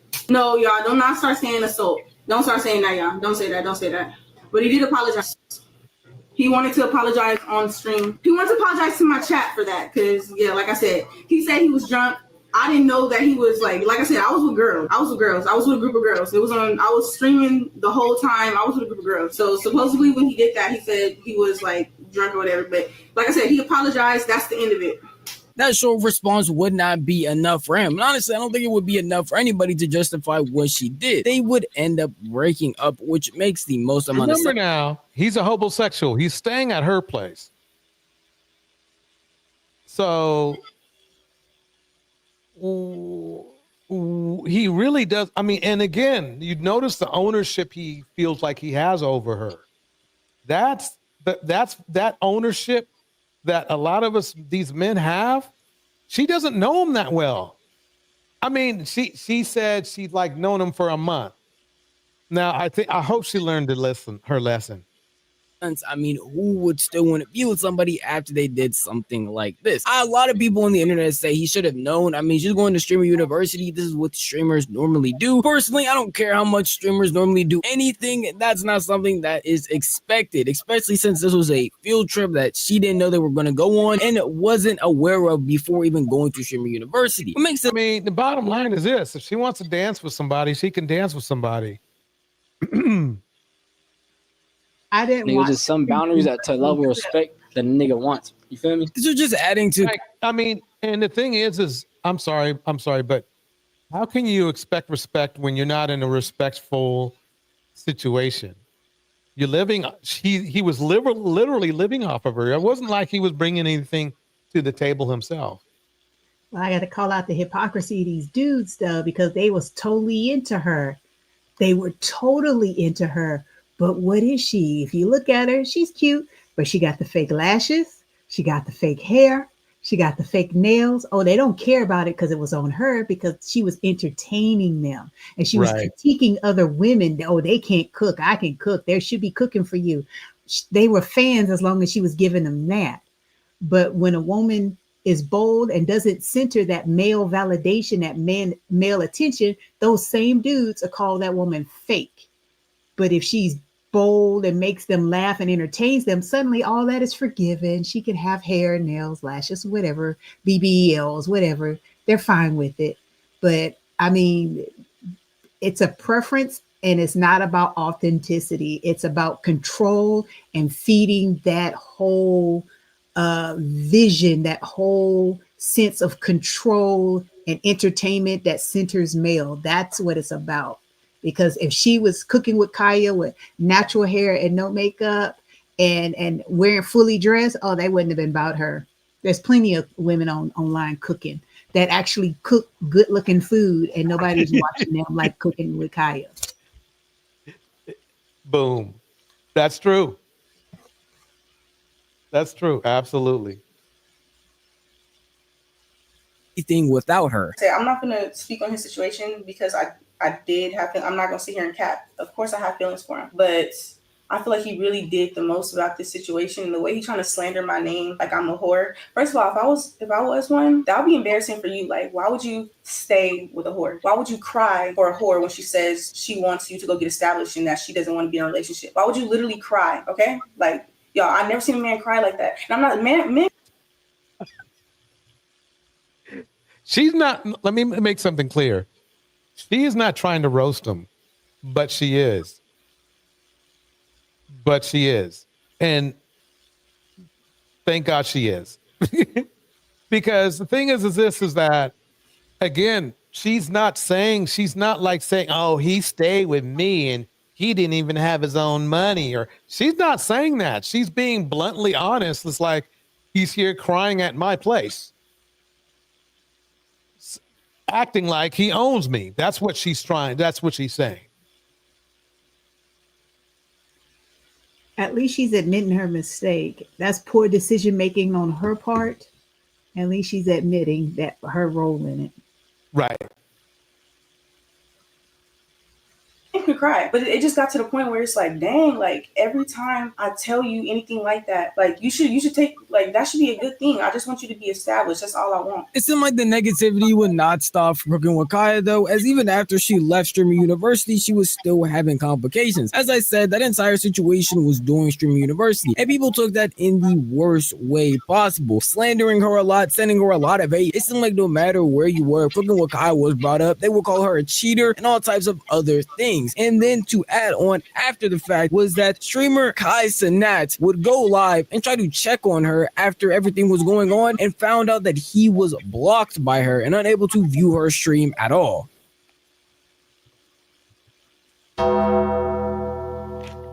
Since when? I really don't see it. Nigga, I'm banned. Wait, no. It's a feature. No, chat, look. How the fuck can you get banned from the visual screen, though? I didn't know that. That's possible? Listen, but you know how much of an annoying nigga you have to be to where, like, I would want to ban you so you can't visual. Like, that's a block. Wait, that's like being blocked. I understand she got a lot of heat for what happened during Streamer University, but having Kai Cenat blocked as if he did anything said a lot of people's... I mean, what's the problem? I mean, she doesn't need that dude. Streamer University. Been participating in the Streamers University. That just screamed mess, pettiness, but everybody's trying to ride off of Kai Cenat little fame to get ahead. But it's like, you keep your head down, you keep working, you'll get there. Why sign up to be a part of that mess? You know somebody was going to get screwed over. You just know it. Mm-hmm. And the way he acted, you know it was going to be a woman. They don't respect women. Not one bit. Not one bit. The alarm bells off, and even mine, because it's like, what was even the point of doing this? He had nothing to do with the situation that went on, and honestly was just inviting her out to have a good time. After saying that cooking with Kaya had Kai's... No, the thing is that if he knows she's having a hard time, the best thing to do is to leave her alone. Just, don't. She probably blocked anybody who had to do with that situation, which was actually a wise situation. Mm-hmm. She probably found out it was the whole, Streamer University thing was a bunch of, crap. And it turned out to be that way because a lot of the source of her problems came from there. Not ban, the one that even allowed her to come to Streamer University in the first place. A lot more people came to her, sending her a bunch more hate, not only for that situation prior, but also for the Kai Cenat thing. Where it seemed like she was trying to ego him and basically take advantage of an opportunity he gave her and isn't grateful for it at all. And because of that, while she was streaming again, she's got like 2 million subscribers, and they're trying to make her sound like she's the one who's, trying to come up. Well, Kai Cenat is a bigger name than her. I didn't know that. I thought that's why she signed up to be on that Streamers University, to try to get some of that flavor. But it's like I said, if you know who he is, he doesn't respect women. Right. He's not about helping them. It was a total setup. And she's young, but I don't think she's totally stupid to know that they're taking them to a club and they're recording and they're getting them drunk. Right. I know a setup. She's old enough to know that was a setup. But she put herself in that situation, and that's supposedly when she got bumped on her behind, and that was streamed. That went out. They made sure they got that, didn't they? Uh-huh. And that's how the boyfriend dude saw it, because he was watching it. Let's see what he's going to say. Here we go. defend himself out of those accusations. All that shit happened at the Stream University. My mom's like, I don't know, like she was like, it was just blatant disrespect, like I don't know, bro. So the mods started doing weird shit that I did not tell them to do. You feel me? They was banning niggas in the chat and shit like that. I did not tell them to ban nobody. I didn't ban nobody myself. So for her to get on the internet and say that I'm banning niggas out her chat, talking about her exited, bro. What the fuck? No, gang. Who did it? I have no idea, bro. But niggas banning niggas. I don't know. The way he keeps looking down. Maybe he banned Kai Cenat. It would make more sense if he did it. He's probably, well, who knows? Saying that I did it is fucking crazy. Like I feel like every time she speak on me, like I feel like she's trying to like fucking, like I don't know, bro. Like lying is crazy. Like from being called an enemy against to being called a thought and someone that blatantly disrespects people they're in a relationship with, all the way to quite honestly, she needs to just block everybody and just focus on her show. Yes. Try to rebuild her brand in a different direction, because it wasn't really healthy.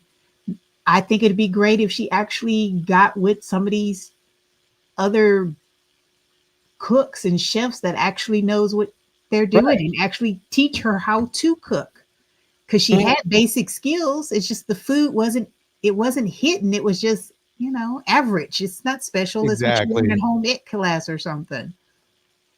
There was like a married couple. They were called cooking with the somethings, Coopers or something like that. But that's not what it was. But their food, they made me so mad, because when I would watch their video, I either had to leave the house and get something to eat, or I had to DoorDash, because they made me so mad. That's how good their food looked. Food is good. And it's funny because they weren't making any kind of like, artiste food. It was just like, I guess you would call it comfort food. It would be big, juicy burgers with cheese dripping off, and, piles of tomatoes and spinach and stuff, or buffalo chicken with just dripping with just juices. And I was like, oh, let me just go ahead. Where's my DoorDash card? Where's my DoorDash? Let me just go get it over with. So I know exactly what you mean. There's so many people that are putting on the cooking shows that are doing good work. My very favorite one for a long time was Cooking with Pam's Place. And she just reminds you of somebody's mom, but she's trying to do it in a healthy way. Mm-hmm. So she's a little Southern. So she's doing the Southern cooking, but she knows she doesn't want to give you diabetes. So she's telling you what you can do differently to make it a little more heart healthy, a little less sugar, a little less fat. And that kind of hits with me. That's one of my favorite cooks on the YouTubes. Since Kaya won't do it, let's have a show with Yeah, why don't we do another lady night with our favorite cooks? All What right. the hell? You know? Our favorite cooks. Because they got some dudes up there too who can represent. Mm-hmm. Let me see if I can find the people that we'll have a cook battle. You bring yours, I'll bring my cooks. Okay. With let's see.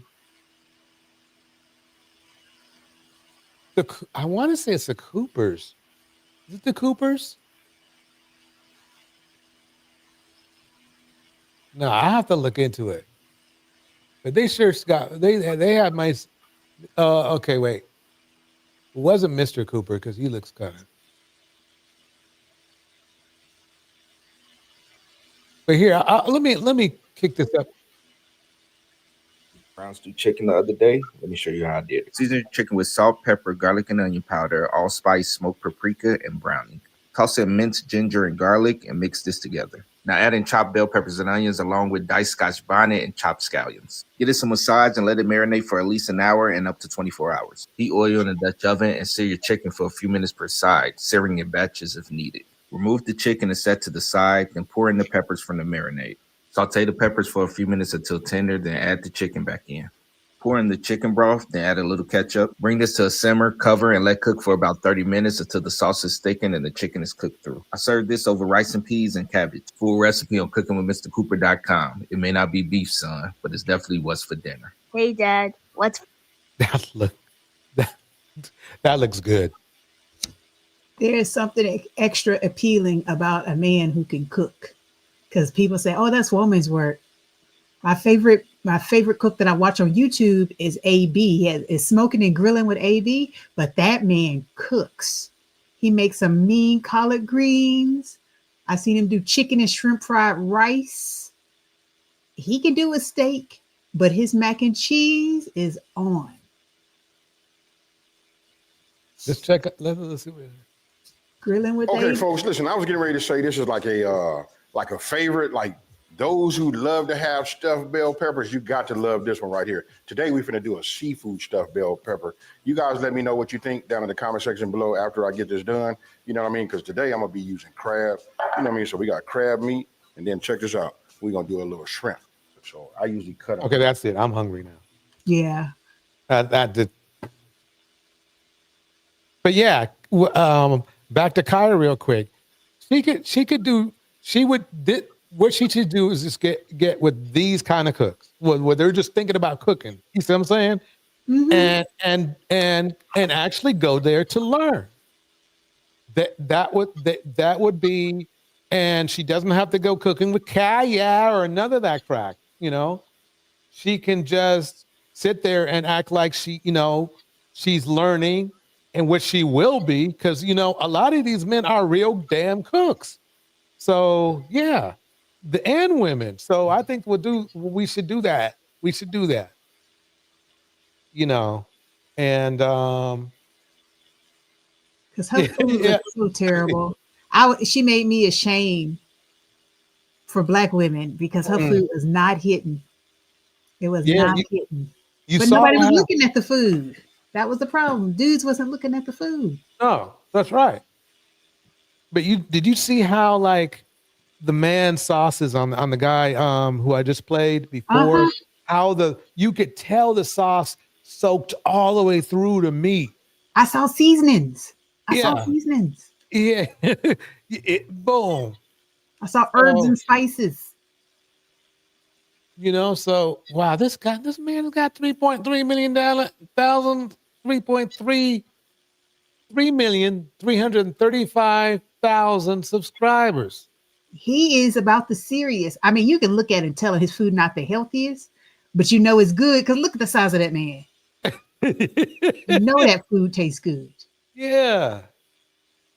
Dude, Act Natural Under Pressure is in the house. It is great seeing you, Act Natural Under Pressure. We're just up here, Concrete Ghost and I. We were just kind of chilling, talking about food. We were talking about Kaya a little while ago, but this food, something. And then lucky for me, I was smart enough to order some Amazon groceries and stuff. They don't get here for a while though. I'm gonna be eating late tonight, but that's all right. Phoenix Soul is in the house. Yeah. You caught the tail end. You caught the good end. Phoenix Soul. We're talking about some food. I think Phoenix Soul was supposed to bring us a doggy bag. Hey, that for sure. Let me drop the link just in case somebody will come up. But yeah, Phoenix, you should have been here a little bit, or maybe not. Maybe you shouldn't be. We had some weird visitors come through, but it was interesting. Yeah, I'll be having a conversation with YouTube in a minute. Tevin's here. Good to see you, Tevin. I got food for you. He says okay, good. You know. But yeah, this is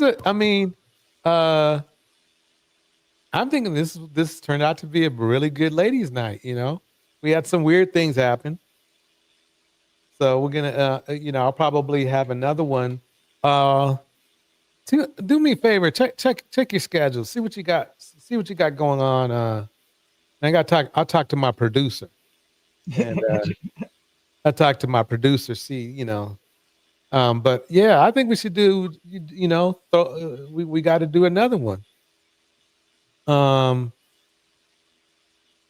just kind of torn in a way because it's like, if we had the regular guys here, it might have been cool, but you saw what happened when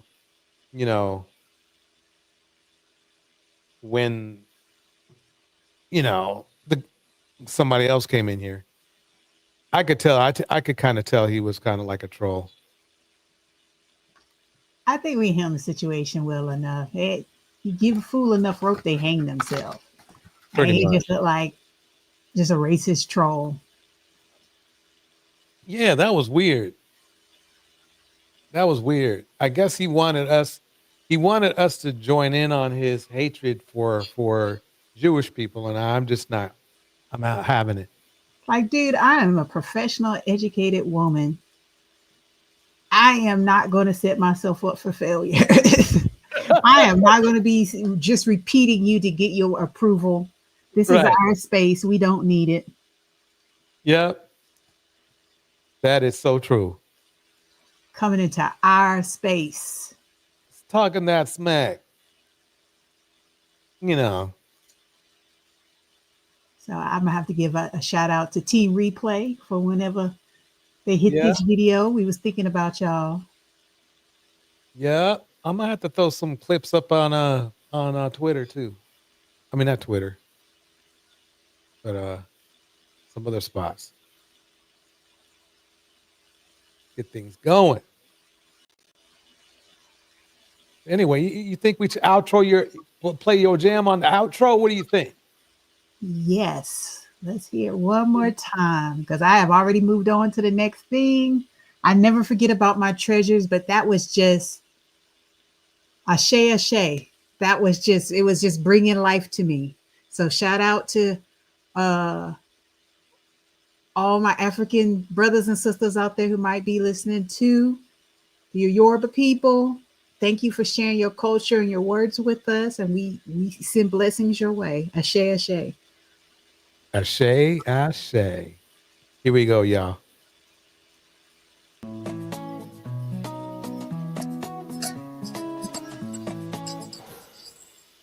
When we gather in the name of good, not for glory, no. All right. Shout out to Act Natural Under Pressure, Tiffany Jackson, Phoenix Soul, and the Replay Gang. Cyber Dream. What's good, Cyber? Having the lifestyle guy. Calling softly each true name. Their joy hums low. Miss Alto, Kitty, and Tom. We are the ones that dream the drum, the rising sun. Rena West. Veronica Smith. Miss RV.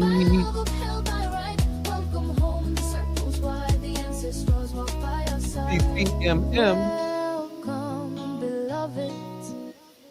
You who move with sacred care, bearing dreams too bold to spare. Who else is up in You here? whose hearts refuse to close, who plant love even where I think this was nothing silent. grows. Bring your stories bruised and bright, your hands that shape both bread and light. Bring Yeah, that's everybody. Everybody's up in here. I'm glad everyone had a good time. shakes the grief aside. We are the ones, the dream, the drum, the rising sun, the work begun with every step, the story grows. By the way, this is Ladies' Night. We will be having more Ladies' Night. Yeah, it is a nice song. This is brought to you by Concrete Ghost.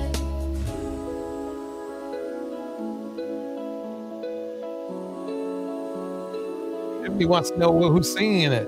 They're doing it. Gathering is not by chance. It is a call. It is a dance. We are the echo. We are the flame. The whispered breath. The untold name.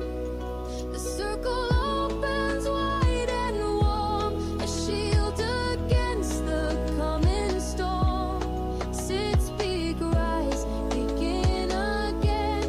With every act, the world can mend. We are the ones that dream, the drum, the rising sun, the work begun with every step. The story grows, the rhythm moves where the spirit goes. Ashe, ashe, we walk in No, Concrete Ghost, you got to break it down. Let us know what's going on with this. Damn, I want to explain it to it. No. All right, Concrete Ghost, why don't you enlighten us on the song? Everybody seemed to be really like vibing with it. You know. Yeah, it's a song based on one of my poems. I spoke a little bit about it earlier. I work with a whole bunch of different people, and I heard the phrase "ashe ashe," and it's just a Yoruba word, West African word, Yoruba word that means like "may it be, so it be." It's an affirmation like "amen." So it affirms when something spoken is the truth. Ashe ashe.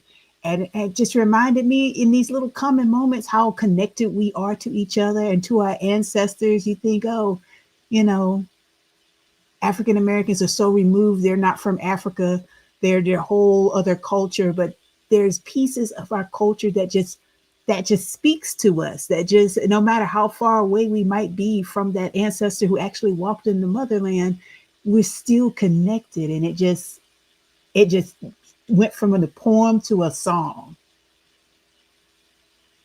That it worked out perfectly. Beautiful. Beautiful. Well, everybody, we will catch you on the next one. We'll definitely watch my wall. I'll be putting up all the announcements to the latest the latest productions. Got to talk to my production team. We might be small right now, but we're mighty. So we'll be talking to everybody soon. This is DJ Torch, and we're out of here.